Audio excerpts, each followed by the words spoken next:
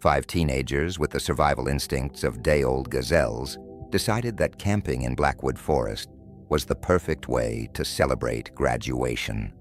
Never mind the local legends about hikers going missing. Never mind the ominous name that practically screamed, "Nothing good happens here." Teenagers, as a rule, believe themselves immortal, a notion the forest was eager to correct. Tyler, Madison, Deshawn, Aubrey, and Jordy arrived at their campsite with enough beer to ensure poor decision-making and enough technology to guarantee they'd miss nature's warning signs. Night 1 brought distant howls that were definitely just wolves, according to Tyler, the self-appointed wilderness expert whose experience consisted entirely of watching Bear Grylls while high.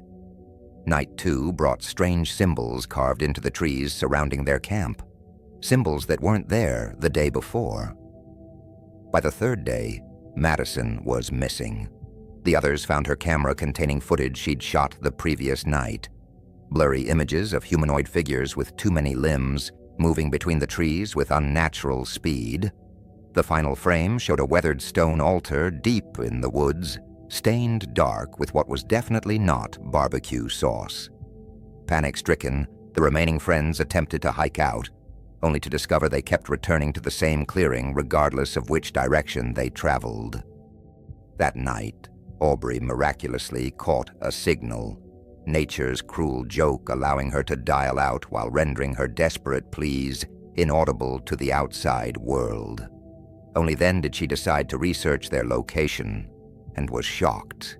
You see, centuries ago, settlers with the cultural sensitivity of bulldozers had slaughtered a native tribe mid-ritual, specifically the ceremony keeping an ancient, perpetually hangry entity and its disciples contained.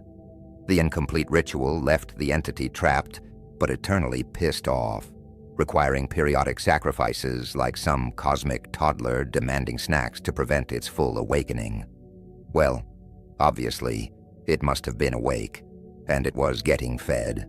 The missing hikers over the years were the appetizers. 5 teenagers would be a main course. As darkness fell, something around them began to move.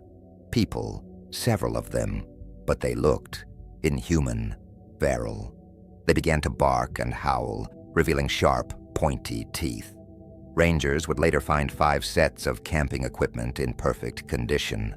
No bodies were ever recovered. Well, I guess some camping trips are to die for, literally.